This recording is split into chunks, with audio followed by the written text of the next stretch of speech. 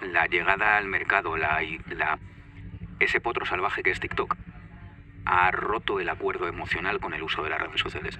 Las redes sociales ya no son la plataforma sentimental, ya no son el mapa sentimental, eso ha salido de la ecuación. Ahora mismo las redes sociales, provocado por la velocidad de TikTok y por la capacidad reactiva del resto de plataformas, son grandes espacios de entretenimiento inteligente. Es una especie como de zapping con un exoesqueleto de inteligencia. Es la sastrería impecable de nuestros intereses, pero ahí no hay afecto. La emoción ha salido de la ecuación.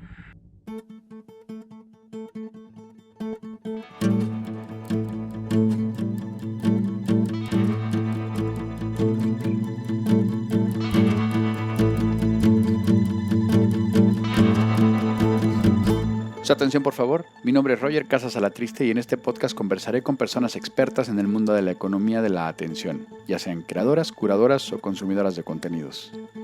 Hoy en su atención, por favor, hablaremos con Ícaro Moyano, Chief Strategy Officer en Group M. Ícaro lleva más de 15 años trabajando en comunicación, nuevos medios, desarrollo de producto, relaciones institucionales y estrategia digital de negocios. Moyano empezó su carrera en la cadena SER, donde comenzó su relación con el grupo Prisa, enriqueciendo con su visión la comunicación de medios como El País, AS o 5 Días. Además, fue el primer responsable de comunicación y relaciones institucionales de la red social 20, donde estuvo a cargo de toda su presencia corporativa en medios y del diálogo con bloggers, celebrities y administraciones públicas. Destaca también su trabajo en la agencia Wink, donde fue director de desarrollo de audiencias y de estrategia de distribución y donde colaboró con marcas como BBVA, Vodafone o la Universidad Europea. Con Ícaro hablaremos sobre las capas sentimentales de las plataformas digitales, de por qué la unidad mínima de desayuno son 2, de la disciplina y la pausa que se necesitan para escribir una newsletter y por qué lo que sabemos hacer y nos sale bien no va a ser suficiente el año que viene. Muchas gracias por su atención. Hoy grabamos este episodio desde el Clima Cafecito, en el madrileño barrio de Chamberí, uno de los sitios favoritos de nuestro invitado de hoy, el señor Ícaro Moyano. Hola, ¿qué tal? Muy buenas. ¿Qué tal, Ícaro? Pues muy contento de estar contigo y de estar contigo en Clima, porque tengo la sensación de que estos espacios informales, después de la pandemia, son fabulosos sitios de relación. Porque son de trabajo, porque son de ocio, porque son de descanso. En mi caso es un espacio de reflexión y escritura. Y cuando hablamos de vernos, dije, nos vemos, pero nos vemos en Clima, que habitualmente venimos por separado, vamos a hablar un rato aquí juntos. Sí, no, y además yo le tengo especial cariño porque además vivía yo aquí en el portal de al lado y me tocó coincidir 3 meses antes de cambiarme de casa, o sea que, bueno, recurro también aquí con bastante frecuencia y además se desayuna muy bien y el desayuno es uno de sus temas favoritos. Yo desayuno aquí prácticamente todos los domingos desde hace mucho tiempo y tiene un poco como de salón de mi casa y de la casa de los amigos con los cuales vengo y no hace falta ni quedar. Los domingos a las 9:30 más o menos estamos por aquí. Ahora también tengo la suerte de empezar a venir entre semana porque tú has dejado el barrio, pero yo me he venido. Yo ahora trabajo aquí cerca, 5 minutos andando según venía ahora, así que me da la sensación de ser un poco menos impostor en el barrio y tener más derecho a estar sentado por aquí. Y efectivamente, a mí no hay nada en el mundo que me guste más que desayunar. ¿Desayunas no solamente una vez al día, no? Dos. ¿2 reglamentariamente? Bueno, la unidad mínima de desayuno son 2, cualquier cosa es de salvajes. Y además de ese gusto por el desayuno, también escribes y hablas mucho sobre los desayunos, ¿no? Uh-huh. Porque yo creo que en los últimos años la gastronomía ha roto sus propias definiciones. Ha roto sus propias definiciones de lo que es un restaurante, ha roto su propia definición de qué es un menú, ha ocupado otras zonas del día y en esa nueva reflexión el desayuno está empezando a ocupar un lugar importante. El desayuno solía ser algo de paso, la primera comida del día a la carrera hacia el estudio o el trabajo, y para mí lo había sido siempre, pero ahora cada vez los más es el primer momento de placer del día. Es ese rato compartido de lectura de periódico, de hacer el café, y yo siempre he empezado mis viajes por los desayunos. Cuando uno viaja fuera por vacaciones o por trabajo, no tienes muy claro dónde vas a comer o dónde vas a pasar el día, pero sí puedes tomar la decisión de dónde desayunas. Y a mí me gusta mucho, junto con mi pareja, haber descubierto las ciudades que nos encantan desde el desayuno. Wow. Desde el desayuno hemos conocido Tokio, desde el desayuno hemos conocido Londres, desde el desayuno empezamos cada viaje a Nueva York, porque no sé dónde estaré a las 3, pero sí puedo decidir dónde estoy a las 9. Y eso me ha llevado, por ejemplo, a tener como varias capas distintas de mapas de desayunos en Nueva York en función de lo que te apetezca desayunar o qué te apetezca descubrir ese día. Y me pasa también con Madrid. Probablemente después de la pandemia, cuando nos cambiaron los horarios con las restricciones, nos apareció el desayuno como espacio de descubrimiento. Y en Madrid, que el desayuno era una especie como de sota caballo rey, ahora tiene una carta infinita de posibilidades. Quieres desayunar dulce, salado, te interesa el hojaldre, te apetecen unos huevos, quieres alejarte del centro, quieres acercarte al río. Madrid tiene ahora una oferta de desayunos fantástica y esa oferta de desayunos fantástica se engloba en una oferta gastronómica mucho más sofisticada ahora de lo que lo era antes. Y que te ha llevado incluso a publicar artículos en País Semanal sobre esto, ¿no? Sobre cómo la expulsión, digamos, el cierre de la noche nos hace socializar por la mañana, ¿no? Y qué mejora, ¿eh? Entre socializar 12 horas después de la ducha y socializar 1 hora después de la ducha, mucho mejor socializar en el desayuno. Ocupar la mañana. Ocupar la mañana es una victoria. Yo creo que hay una fase de la vida en la cual la mañana se regala. Hay una fase de la vida en la cual la mañana se pasa gestionando los errores de la noche o los aciertos. Pero con los años vas recuperando ese territorio de la mañana. Y tener posibilidades de recuperar el territorio de la mañana está muy bien. Nosotros nos gusta mucho el rebote. Venga, desayunamos aquí, pero luego vamos a tomarnos un cafetito a W. O nos vamos a tomar el café a la deseada. O vamos a acercarnos al ACID de Barquillo. O es que Madrid ahora, en función del estado de ánimo que tengas, tiene mucha oferta posible.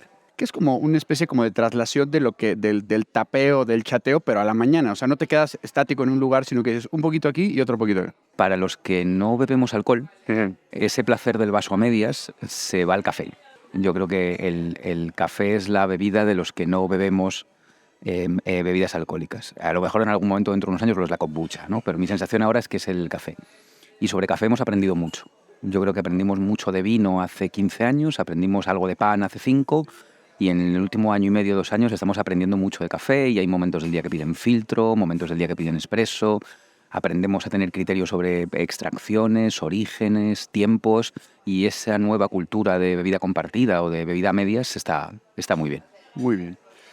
Oye, vamos a irnos unos años atrás.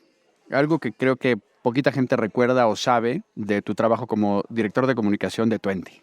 Así somos de viejos. En la época que además Twenty era otra cosa completamente diferente, o sea, que era la red social de moda en España y tu trabajo en buena parte era como una especie como de bombero pedagógico, Sí. ¿no?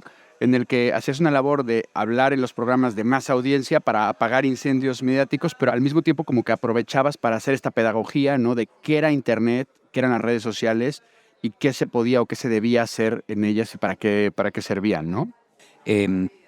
Yo era el embajador en España de Twenty, porque me da la sensación de que para un grupo de población muy grande Twenty era un país lejano. Y los portavoces de la compañía, y esa labor en parte también era mía, éramos como los embajadores en los medios. Twenty fue un fenómeno social. Yo ahora cuando veo proyectos de impacto siempre intento ver cuál es el reflejo en la sociedad de esas compañías, más allá del reflejo en los medios o del reflejo en la economía. Cómo eres de importante para un país o para un segmento de población o para un grupo. Yo creo que Twenty fue fundamental. Twenty era la forma de conjugar la amistad entre el 2007-2008 y el 2011, 12, por ahí en algún momento. Y fue una aventura apasionante porque efectivamente tenía mucho de usemos el logo de Twenty para explicar qué es Internet, usemos el logo de Twenty para explicar qué son las redes sociales. Nada de eso existe ya. Casi toda esa forma de relacionarnos con Internet probablemente ha muerto este año. Se ha acabado este año. Y la parte fundamental de Twenty... Perdón, ¿por qué este año? Ahora si quieres, te lo explico ahora mismo en un momento. La parte fundamental de Twenty fue ponerle una capa sentimental a Internet. Yo creo que el acuerdo de uso de las redes sociales hasta este año era que eran nuestro mapa emocional. Nosotros nos dimos de alta, los más viejos, en Fotolog o en MySpace, posteriormente en Twenty, porque era el mapa de nuestros afectos. Ahí conocimos a nuestros mejores amigos, descubrimos a nuestras parejas, nos llevamos las mayores alegrías y los palos sentimentales más gordos. Y esa misma lógica del mapa emocional la fuimos trasladando a Facebook, indudablemente a Instagram, pero eso se ha acabado. La llegada al mercado, ese potro salvaje que es TikTok, ha roto el acuerdo emocional con el uso de las redes sociales. Las redes sociales ya no son la plataforma sentimental, ya no son el mapa sentimental, eso ha salido de la ecuación. Ahora mismo las redes sociales, provocado por la velocidad de TikTok y por la capacidad reactiva del resto de plataformas, son grandes espacios de entretenimiento inteligente. Es una especie como de zapping con un exoesqueleto de inteligencia. Es la sastrería impecable de nuestros intereses. Pero ahí no hay afecto. La emoción ha salido de la ecuación. Yo creo que la emoción, los sentimientos, la cercanía han sido el hilo conductor de una generación de Internet y eso ha muerto. Porque TikTok ha llevado los intereses de plataforma y de empresa a otro sitio. Y es importante, y te lo digo por mi trabajo, que seamos conscientes de que los elementos de la ecuación han cambiado. Y que hemos pasado de los mapas emocionales en los cuales las marcas jugaban en rol a el zapping hipercualificado en el cual las marcas tienen otro rol. Y ese aspecto sentimental ya no está. Y nos falta quien explique eso en Ana Rosa, ¿no? Quien entienda, yo creo que las marcas y las agencias consultoras, los actores del sector que entiendan que ahora los afectos se gestionan de otra forma y en otro sitio, que a lo mejor han vuelto a ámbitos privados o que han salido del teléfono móvil después de haber pasado en el teléfono móvil 10 o 15 años, entenderá mejor el rol que tienen que jugar las marcas en el nuevo escenario.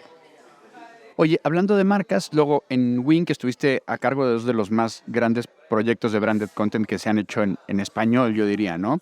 El Universo You de Vodafone y Aprendemos Juntos de BBVA. En los que había un elemento clave que probablemente no había existido en los proyectos de branded content previos, que era el de la distribución, el de la relación del contenido con un medio de alta exposición y en la que buena parte te tocó ser responsable, ¿no? Sí, yo tuve la suerte de que Gonzalo de Madrid, David Amo, David Sáenz de Buruaga, Alejandro Estevez y Jaime López Francos, por citar 5, y me dejo 25, y perdón, a los 25 confiasen en mí para sumarme a su visión, que tenía que ver con identificar los propósitos de las marcas, despejar los territorios y desarrollar las estrategias de comunicación. Y en esa ecuación decidieron incorporar una pata que era la distribución de contenidos y la creación de audiencias, como un elemento estratégico dentro de los proyectos. Yo siempre decía que el trabajo de nuestro equipo era el más fácil porque, definido el Fórmula 1 y fabricado, nuestro trabajo era conducirlo. ¿Qué tenía de importancia la distribución y la estrategia de creación de audiencias? Que era pensar en cómo se relacionaba el usuario con la marca. ¿Dónde se relacionaba? ¿Qué estaba haciendo en ese momento? ¿A través de qué dispositivo y en qué estado de ánimo? Yo creo que antes de nuestro trabajo las plataformas de contenidos generaban fabulosos contenidos que vivían en entornos aislados del escenario de medios y ajenos al momento de consumo. Lo que nosotros intentamos fue, en función del target, sus intereses, su navegación, adaptar el contenido de forma nativa al momento de consumo y a la ventana.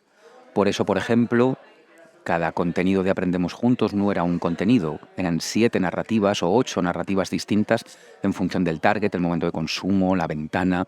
Cada una de esas narrativas tenía una especificidad en el tono, en la forma de expresión, no aparecía el contenido escrito de la misma forma en El País que en Instagram, o en el caso de You, en los 40 principales o en TikTok. Eso nos obligaba a la reflexión de quién me está viendo, dónde me está viendo y con qué ánimo me está viendo. Y eso indudablemente estresa a la producción, porque ya no se trata de pensar en películas, se trata de pensar en momentos y en narrativas adaptadas a cada target, a cada momento de consumo, a cada ventana. Toda esa experiencia enriquece la plataforma de contenidos y le permite ser muchísimo más ancha. Y que eso viene precisamente de tu experiencia de conocer la fontanería de cómo funcionan los propios medios de comunicación, que es donde tienen que vivir y fluir todos estos contenidos, ¿no? Sí, yo creo que el rol de los medios está creciendo. Yo creo que los medios fueron o han sido para los proyectos de branded content muy importantes en su origen, hace 8 o 10 años, que en algún momento todos corrimos a la generación de audiencia masiva y nos alejamos de los medios para acercarnos a las plataformas y decidimos que la principal ventana no era un periódico o una tele, sino que era YouTube o Instagram, y creo que en los últimos 2-3 años estamos nosotros mismos empezando a hacer la reflexión, no es del camino de regreso, pero sí es de la apertura del abanico. El rol de los medios vuelve a ser fundamental como legitimador del contenido. Y creo que ahí queda un espacio que a mí, sabes, que me interesa particularmente, que es la integración de los contenidos o de las marcas en esas otras plataformas que hasta la fecha han sido prácticamente impermeables a las marcas, que son las plataformas de vídeo bajo demanda, de streaming. Netflix, Amazon Prime. Yo creo que vamos a entrar ahí si a cada punto de contacto le adjudicamos un objetivo distinto. Durante muchos años a todos los puntos de contacto, medios, ventanas, plataformas, les hemos adjudicado la misión de la audiencia, del alcance. Y las hemos puesto a competir y a correr. Y hemos puesto a competir y a correr morfologías muy distintas. Con lo cual unas han salido guapas y unas han salido feas, pero porque a todas las estábamos midiendo por el mismo rasero. En el momento en el que a cada ventana le hemos empezado a adjudicar roles distintos, todo se ha enriquecido mucho. Yo le meteré estrés para la consecución del alcance a YouTube y para la interacción a TikTok y para la legitimidad a El País, El Mundo o el ABC. Ahora tenemos que buscar cuál es el rol que le adjudicamos a estas nuevas ventanas. Yo creo que han parecido fortalezas, donde era muy difícil entrar con el contenido de marca, pero la buena noticia es que los resultados empresariales que han tenido en el último año les han mejorado la sordera. O sea, yo creo que hay conversaciones que las plataformas no querían tener, que ahora empiezan a querer tener porque tienen que ensanchar su propio portfolio y porque tienen que desarrollar puntos de interés más sofisticados con la audiencia, más allá de ser proveedores netos de contenido. Y a lo mejor lo que nosotros tenemos que hacer como sector de creación de contenidos es que nuestra oferta sea más sofisticada. ¿Tiene sentido entrar en Netflix con una serie? A lo mejor hay que entrar en Netflix con otra cosa. Y la parte de la labor de Netflix es saber que su abanico de oferta se puede sofisticar más allá de ofrecer solo series. Si ellos entienden que hay contenidos, además de los que ellos ya suelen tener, y nosotros entendemos que tenemos que entrar con contenidos distintos, no mejores, distintos de su oferta, ahí tenemos un punto de unión. Nosotros hemos tenido ya algún caso, en mi vida pasada en el grupo Dentsu, sí hemos estrenado, por ejemplo, algún vertical de Aprendemos Juntos para adolescentes con Amazon, porque nos daba la posibilidad de tener un paraguas entre todos los países en los cuales BBVA tiene interés y mercado. Hemos hecho algún proyecto también usando fenómenos laterales de YouTube como Kids y estoy convencido de que vamos a ver fórmulas más sofisticadas. Fíjate que yo creo que muchas de ellas no van a ser en vídeo, van a ser en audio y se van a aprovechar de otras ventanas donde también están pasando cosas, como puede ser Spotify en la parte de podcast o como puede ser Apple Podcast o iVoox. Sí, o cosas híbridas, ¿no? Porque eso en Estados Unidos ya está pasando con Headspace o con Nike, Totalmente. ¿no? Que en cierta forma están trasladando lo que ya tienen en sus aplicaciones a, oye, pues una meditación, un ejercicio, algo que Pero lo es tienes... eso, piensa que el formato no tiene que ser el nativo o el habitual de la plataforma. No hagas otra serie. No. Piensa en momentos concretos de consumo y en formatos adaptados a ese momento de consumo. Totalmente de acuerdo. Y ahora en WPP, WPP para quienes nos escuchan fuera de España. GroupM, GroupM. la parte de media. Exactamente. A cargo de la estrategia, ¿no? De una de estas agencias que está haciendo esta adaptación a estos nuevos tiempos, ¿no? Yo llevo 3 semanas. Lo primero es agradecerle a GroupM la oportunidad. Es agradecerle a Sebas Muriel, CEO de GroupM, la confianza y el riesgo. Y creo que era el momento. Creo que era el momento porque el último año y medio, 2 años, han supuesto una revolución en el mundo de la comunicación más importante que los 10 anteriores. Por lo que hablábamos del final de las redes sociales como tal. Por lo que hablábamos del momento de reflexión interna que se está produciendo en grandes compañías como Meta o como Alphabet. Por la recuperación del discurso en voz alta de los medios de comunicación como ventanas de legitimidad. Eso nos va a permitir tener conversaciones sobre presupuestos que tradicionalmente estaban muy apalancados y de los cuales a lo mejor ahora se puede hablar para dedicarlos a otras estrategias, a otras acciones de comunicación. Yo creo que tenemos que, nosotros los primeros, evolucionar nuestro rol porque nuestros clientes esperan de nosotros una voz más nítida y más alta. Porque lo que hacemos lo hacemos muy bien, pero tenemos la posibilidad de incorporar a lo que hacemos un montón de tareas, responsabilidades o territorios nuevos. Y he tenido la suerte de que Sebas desde GroupM ha pensado que es algo que podemos hacer juntos y que vamos a hacer juntos entre todos los compañeros de todas las agencias del grupo, Essence, Mediacom, Mindshare, Wavemaker. Tenemos la orquesta. Ahora es afinar y ir tocando. Me parece muy bien y seguramente les va a salir muy, muy bien. Oye, ahora me gustaría hablar de una parte de ti que tiene que ver más como Ícaro, como consumidor de contenidos. Consumidor voraz de contenidos. Pero además, digo, dentro de la voracidad hay mucha gente que está consumiendo contenidos todo el día, pero una cosa es lo que consumes y otra cosa es el pozo que te deja y cómo lo organizas. Y para mí, una de las cosas que siempre he visto de ti, que he admirado, es esa forma de acomodar las cosas que vas viendo, analizarlas y actuar en consecuencia, porque ¿cómo le haces? ¿No? Madrugando mucho. Ajá. Mi pareja, mi chica, dice que soy un escáner. Que estoy permanentemente leyendo algo y es probablemente verdad un montón de horas del día. Yo echo mucho de menos Google Reader. Ya el RSS, ¿no? ¿Qué pasó con...? Yo echo mucho de menos los RSS. Nosotros somos de la generación que empezó a ordenar Internet desde los lectores de RSS, ¿no? Era una Para esto especie- vamos a tener que poner un link en algún lugar para que la gente que no sepa qué es esto lo entienda, pero era una cosa muy útil. Y yo creo que los lectores de RSS fueron el primer exoesqueleto que nos dieron a los usuarios de Internet, ¿no? Fue el primer traje de Iron Man. Ya, era un kiosco andante, ¿no? Claro, porque te generaba una especie como de kiosco dinámico. Y eso era... Y creo que de entre los RSS, los lectores de RSS y la actualidad hemos pasado una vaguada en el cual hemos pasado de kioscos dinámicos a ahora que tenemos kioscos medio inteligentes.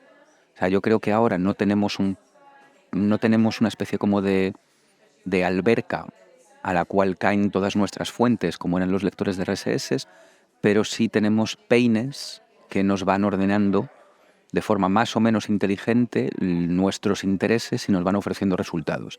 Es esa combinación de el sistema de recomendación de YouTube, la pestaña de Discover, que por cada tiro bueno que pega hay 4 que te dan, pero bueno, venga, y eso nos va ordenando. Probablemente el exoesqueleto que tenemos ahora tiene unas capacidades muy superiores, pero necesita de muchísimo más mantenimiento que la forma de lectura anterior. O sea, yo creo que nuestra generación es la generación que supera la lectura lineal. Ajá. Y que empieza a combinar fuentes para generar su propia portada. La portada estaba completamente bajo nuestro control, la portada dejó de estar por completo bajo nuestro control y ahora estamos en un momento híbrido en el cual vamos montados en un caballo salvaje, pero podemos tener conversaciones con él e ir poco más o menos orientando hacia dónde queremos. O sea, yo sé que si le digo a 3 o 4 sitios lo que me gusta, de segundo me aciertan el plato, pero sé que cada cierto tiempo se lo tengo que repetir porque si no en algún momento me fallan en el postre. Debe empezar a dar otras cosas. Claro, entonces este sistema precisa de un mantenimiento mayor. Claro, pero entonces eso significa de vez en cuando salirnos a carreteras libres de algoritmo, ¿no? Donde digas, oye, ¿no? Y dedicar tiempo al descubrimiento de verdad. Porque yo creo que el hecho de que muchas de estas plataformas de consumo se hayan apropiado de la palabra descubrimiento no es verdad. Ya. El descubrimiento es ir sin brújula. Y ahí hay que hacer labores de vez en cuando, hay que ponerse el chaleco multibolsillos y salir a terrenos no desbrozados a buscar fuentes nuevas, a buscar intereses nuevos. Ok, entonces primero, dime 3 fuentes de las primeras que digas que serían tus imprescindibles. Yo creo que hay un par de revistas americanas de tendencias como Hypebeast o High Noviety que para estar pendiente parecen revistas de moda, pero son más sofisticadas, están en más sitios, que funcionan muy bien. A mí hay una revista global de gastronomía que se llama Eater, que me gusta mucho porque me explica muy bien Nueva York, que es la ciudad a la que más me gusta ir. Ajá. Y ahí también hay cosas. Es que esto es desvelar muchas cosas. Ya, es lo interesante. Es que luego todo lo que me sale realmente no son medios, son listados. Porque yo creo que una de las cosas que nuestra generación aprendió a hacer, y no sé si lo hacen las más jóvenes, estoy convencido que sí, es si te gusta un medio, curiosea entre sus colaboradores y entre sus contribuidores. Pero estás hablando de Twitter. Y Instagram. Ok. Instagram, yo creo que en Instagram tiene un espacio de reflexión más grande de lo que parece. Igual que estoy convencido de que TikTok lo tiene, pero me cuesta más llegar. Ya. Pero estoy convencido de que lo tiene. Yo creo que esas cosas que hacían El País y El Mundo hace un montón de años, que era hacer públicas las listas de sus periodistas, a los lectores nos enseñó a seleccionar directamente quién escribía y no solamente su medio. Y eso como método de descubrimiento o como forma de descubrimiento está muy bien, porque te exige más horas de atención, pero te abre mucho el mapa. Pero, por ejemplo, tener listas en Instagram sería maravilloso. Tener listas en Instagram haría 2023 el mejor año de nuestras vidas. Ya. Para unos cuarentones, para señores de nuestra edad. Sí, es como el carnet de conducir de TikTok. Yo hace 2 años o 3, cuando empezamos a trabajar más en serio en TikTok, 3 años más o menos de hacer, yo hubiese agradecido una autoescuela. Claro, sí. Para saber dónde iba. Y nunca le podré agradecer lo suficiente de mi equipo a Mairena y a Diego, que hayan sido mis sherpas y mis traductores durante mucho tiempo dentro de TikTok. Sin ellos, mucho de lo que luego convertimos en estrategias hubiese sido prácticamente imposible. Oye, y ahora hablando de esos caminos alternativos, esos espacios más allá del algoritmo, ¿cuáles son o dónde están o a dónde recurres? A newsletter. Newsletter. Y esto lo podíamos haber grabado hace 20 años. Ya lo sé, y yo nunca, o sea, yo tengo un problema que soy ciego a las newsletters. Yo recibo demasiados correos, entonces yo lo que hago con las newsletters es que me suscribo y estoy suscrito. Y ahí se quedan para siempre. Y de vez en cuando, pero si yo estaba suscrito ya y le vuelvo a dar a suscribir, digo, aquí ya estaba. Yo tengo ese problema, y no sé si es una cuestión de percepción, de edad o de no sé qué. Yo creo que es si había que recuperar algo, y había un montón de gente que ha decidido recuperar las sombreras, y yo he recuperado las newsletters. O sea, digo, de recuperar algo de los 90, porque a mí me hace mucha gracia. Yo escribo mucho sobre esta especie de como de tendencia del último año y medio, que es volver a los 90, pero como sin ironía, ¿no? O sea, como en serio. Tú paseas por Malasaña ahora mismo y parece la Malasaña que recorrí yo en el 92, y digo, madre mía, cuánto mamarracho. Y digo, ya, pero los mamarrachos éramos nosotros. En esa cosa de recuperar, hemos vuelto a las newsletters. ¿Por qué? Porque yo creo que son un espacio de comunicación íntimo, porque creo que son un espacio de relación que pide un nivel de compromiso, que exige de una atención, pero que entrega mucha recompensa. No hay nada nuevo en las newsletters, son lo que fueron. Es el texto desnudo. Y exige por parte de quien la escribe una pausa. Yo escribo la mía en este local. Ajá. Pide de quien la recibe 5 minutos de tiempo, o 3 minutos, pero dame un... Y a mí ese compromiso entre quien escribe y quien lee me parece interesantísimo, y creo que esa percepción de valor en el texto está muy por encima de lo que hay en el vídeo. O sea, creo que el vídeo tiene una aportación de valor neutra, y creo que tanto el texto como el audio tienen percepciones de valor mucho más altas, probablemente por la relación que implican entre el emisor y el receptor. Y a mí ese fenómeno del texto me gusta mucho. Yo no sé a cuántas newsletters estoy suscrito. Seguro que las 2 o 3 que más me aportan soy incapaz de recordarte cuáles son, pero sé que me las leo. Yeah. Y que aprendo a identificar tonos, formas de escritura, capacidades de reflexión. Son los superpoderes, que es que alguien que sabe mucho de algo ha decidido que quiere compartirlo conmigo. Hablando de su ciudad, hablando de su especialidad, leyendo solamente 1 de cada 5 o de cada 6 porque es específico de un tema que me apasiona o de un tema que le apasiona a la persona que la ha escrito, pero creo que ese punto fancinero, casi, o como de regreso a los básicos, es una de las noticias bonitas de Internet. Y creo que incluso hay marcas haciendo newsletters maravillosas. Sí, porque nos ha puesto a escribir, a redactar otra vez más allá de 140 caracteres, lo cual yo creo que los blogs vienen en cualquier momento, Sí, ¿no? vamos a reinventar los blogs el año que viene. ¿No? Pero vamos, no me queda la menor de las dudas, ¿no? Tienen ya casi el mismo formato. A mí me gusta seguir llamándolo carta. Ya. Yo intento no usar además el anglicismo de newsletter y hablar de carta semanal, pero porque creo que si tenemos una forma de explicarlo con esa connotación tan emocional que tiene carta. A mí me gusta usar carta semanal, y me gusta esa especie de entrega personal, o de algo que llega a tu correo, que probablemente es el embarcadero más íntimo de nuestra vida digital. Y te iba a preguntar, porque tus cartas tienen esa intimidad, ¿a quién se las escribes? Siempre a la misma persona. Ajá. Porque siempre es a ella. Y luego tengo la suerte de que la lee más gente. Pero sí es un ejercicio. Lo escribí en una de las cartas. Yo escribo porque corro. Y porque la disciplina me obliga a ese momento de pausa todas las semanas, que a veces es un resumen de los días anteriores y otras veces es simplemente parar, tomar aire y seguir. Si no corriese, probablemente dejaría de escribir, porque escribo la carta corriendo. Yo salgo a correr antes de que amanezca, y lo primero que hago según entro en casa es mandarme a mí mismo notas. Me mando emails, y la recopilación de esos emails, aquí sentado donde estamos, la voy cosiendo hasta que acaba apareciendo la carta semanal. Y me gusta esa disciplina porque me gustan mucho las rutinas. Y luego la carta la conviertes en audio. Sí, y es la parte que me cuesta. Sí, fue lo que empezó como un experimento, que era sacarle una extensión de creación de audiencia, que yo al final me dedico a lo que me dedico. Es decir, somos capaces de crear un momento de crear un contenido para un momento de consumo distinto, sobre la misma matriz de contenido, que está mal hecho, no debería ser exactamente la misma, debería tener otro formato o un formato no tan similar, porque la aportación de mi propia voz no es un valor añadido suficiente, pero vamos a ver si somos capaces de extenderlo.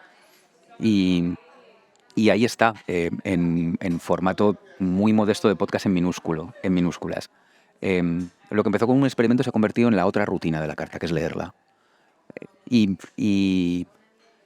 creo que en ningún momento he pensado en dejar la carta. En un par de momentos he pensado en dejar el podcast, pero como me dan muchísimas alegrías, todas las semanas primero escribo y luego leo. Pero las alegrías se transforman en el momento de escritura o en el feedback que recibes o... El momento de escritura es fundamental, Ya. porque la escritura es un ejercicio egoísta, y personal, y íntimo, y de espejo. Pero yo jamás, y mi audiencia es pequeña, jamás hubiese pensado que Ven de Paseo, que mi newsletter iba a ser un foco de alegrías tan importante. Nunca. Nunca. Ni la gente que solo la lee, la gente que solo la escucha, la gente que solo lee la presentación en Instagram, que hay quien solo lee eso. Esta es mi estructura de distribución, más o menos. Bueno, y una publicación que hago en Twitter y tal, pero claro, había que meterle un poquito de estrategia de distribución dedicándonos a lo que nos dedico. Pero yo no hubiese pensado nunca que iba a ser un foco de alegría tan importante. Un foco de conversaciones tan enriquecedoras. El otro día escribía sobre los hombres que se suicidan, porque el número me pareció monstruoso y se me quedó pegado en los dedos, en el paladar, y me escribió una persona hablando del suicidio de su marido. Yo no soy merecedor de esa responsabilidad, ni de ese cariño, ni de esa confianza. Y fue increíble. Y tardé más en contestarle al mensaje de lo que tardé en escribir la carta, porque quería honrar ese cariño. Desde ese momento fundamental y importante hasta la cantidad de gente que ha incorporado a su vida la disciplina del deporte porque me ha leído a mí decir que corro, y yo soy un corredor muy, muy reciente, y gente que meses después te escribe y te dice: jamás he estado en la forma en la que estoy, o nunca había pensado que yo podía llegar o que yo podía conseguir. Yo no pensé que se podía hacer, te leí, lo he hecho y ahora también sé que se puede. Eso es un caudal de felicidad tremendo, hasta las más normales. Oye, el sitio ese que recomendaste, me fui con mi chica, nos ha encantado. Y solo ese feedback de he ido a ese restaurante, he ido a ese café, he pedido ese plato, a mí ya, o sea, eso ya es poderosísimo. Y nos lleva a las épocas cuando nos reunimos, la maravilla de publicar, ¿no? Que lo escribía Delia Rodríguez el otro día, que volvió a... Es que es fundamental, es que no le damos sin publicar. La publicación, la distribución del contenido era una exclusiva de empresas públicas o monstruos privados, ¿no? Porque publicar en radio o en televisión dependía de una frecuencia de concesión pública, porque el papel era una barrera de coste monstruoso. Internet nos dio a todos la posibilidad de publicar. Y eso ha cambiado la historia de la civilización. Yo creo que los blogs nos hicieron sentir a los primeros habitantes de Internet que esto era un barrio, que era un pueblo. Las plataformas de contenido convirtieron nuestro pueblo en una megalópolis y perdimos el contacto. Las newsletters, algunos podcasts nos están haciendo volver al barrio. Esto del 90 y pico al 2000 fue un pueblo, luego fue una ciudad que acabó siendo algo monstruosamente grande, y ahora volvemos a tener herramientas que nos hacen sentirnos parte de un barrio. Y una maravilla de barrio, además. Oye, bueno, dentro de toda esta búsqueda de contenidos y cosas que vas descubriendo, quiero que nos regales una cosa, una recomendación de algo que hayas visto, que hayas descubierto en los últimos días y que digas, no te puedes perder. No sé si es una newsletter, una serie, un podcast o una canción. Algo que te esté retumbando en la cabeza. Claro, es que mi último descubrimiento no voy a ser capaz de saber cuánto mola hasta dentro de un mes y medio. Bueno. Pero hay un restaurante en Nueva York al que no he ido nunca, que se llama Los Tres Mosqueteros. Así en español. The Three Musketeers en inglés. Okay. Que tiene una estrella Michelin, porque vamos a cerrar donde empezamos. Que la semana que viene abre un par de desayunos. Ok. 2 cocineras, consolidadas, con una estrella, con un menú, no es que decidan informalizar su oferta, es que deciden completarla. Y se han dado cuenta de que su gastronomía ocupaba unas horas del día. Y han decidido que eso se puede ensanchar. Y van a abrir un obrador chiquitito para desayunos en Nolita, que es probablemente uno de los barrios que más mola de Nueva York. Ahí como saliendo del Soho y llegando al Lower East Side, ahí hay 3 o 4 calles que parecen un pueblo, de edificios bajos y jardines interiores que se pueden ver desde la calle. Bueno, pues ahí en la calle Elizabeth va a abrir un obrador que, si todo va como va, o sea, muy bien, en algún momento entre finales de abril y primeros de mayo espero poder recomendarte en la newsletter. Me parece muy bien. Oye, bueno, las 2 preguntas de rigor antes de terminar la entrevista, que son: Ícaro, ¿en dónde está tu atención? Mi atención ahora mismo está en despejar el terreno de juego. O sea, creo que estamos en el año de dejar de pensar en cómo hemos construido el éxito en comunicación y en negocio hasta ahora, porque el éxito en comunicación y en negocio el año que viene tiene que estar en otro sitio. Y hay que hacer un ejercicio de pérdida del confort. Lo que sabemos hacer y que nos sale bien no va a ser suficiente el año que viene. Y ahí tenemos todos un montón de tarea y de terreno de mejora. ¿Esto lo dices por la irrupción de todas estas cosas, inteligencia artificial? La inteligencia artificial, el cambio de percepción de las grandes plataformas, la reclamación social de que las empresas pongan en primera línea su propósito y su oferta de valores, las generaciones que exigen su propia voz. Creo que todo este conjunto de cambios suponen una evolución que nos pide a todos reflexionar más allá del sitio en el que estamos cómodos. Muy bien, o sea que nos viene otro vuelco. Yo creo que estamos en el umbral. Estamos de ahí. Estamos en el umbral. O sea, está pasando ahora. Qué emocionante. Sí, sí. Y la última, ¿a quién me recomiendas entrevistar para su atención, por favor? ¿A quién te recomiendo entrevistar para su atención, por favor? Es que no me he hecho el listado de toda la gente a la que se ha entrevistado últimamente, pero es que tenemos ahora mismo desde el periodista especializado en series y plataformas del País, Eneco. Eneco. Porque creo que Eneco ahora mismo es, desde la herramienta, que son las series, las plataformas, el que mejor puede explicar el cambio de la industria cultural y de los contenidos. O sea, creo que Eneco parece que está hablando de series y plataformas, pero realmente está hablando de cómo está cambiando el mapa de la industria cultural y de la cultura de todos nosotros. Yo creo que ahí tiene un entrevistón. Apuntado. Ícaro, pues muchísimas gracias. Ha sido un poquito más de media hora y vamos, esto da para muchas cuantas más. Muchas gracias, muchas gracias. Más cafés nos tomaremos aquí. Absolutamente. Y para todas las personas que nos están escuchando, muchas gracias por su atención. Esto ha sido Su Atención, por favor, el podcast que reúne a los mayores expertos en el mundo de la economía de la atención. Si quieres saber más de este proyecto transmedia, sigue las redes sociales del Cañonazo: LinkedIn, Instagram, Facebook o Twitter. Este podcast, Powered by El Cañonazo, ha sido posible gracias a... Director de producción, Manfredi Giannoni. Producción, redacción y comunicación, Marisa Mañanos. Tema musical, Iván Raimores y Roger Casasalatriste. Diseño de audio y postproducción, Landho Audiovisual Solutions. Diseño gráfico, Carlos López Lumbreras. Idea original y dirección, Roger Casasalatriste. Y como siempre, Gracias por su atención.